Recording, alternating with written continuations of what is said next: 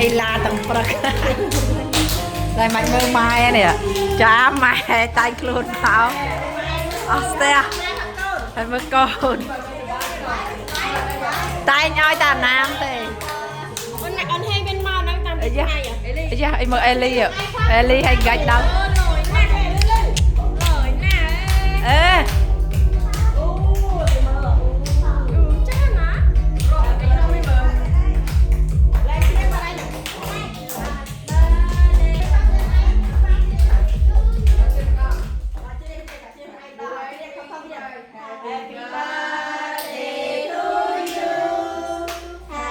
birthday to you.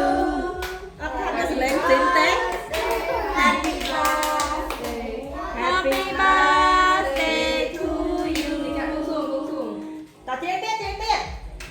Tao bên đây để họ muối, phí, bay. Happy birthday to you. Rồi con bị thôi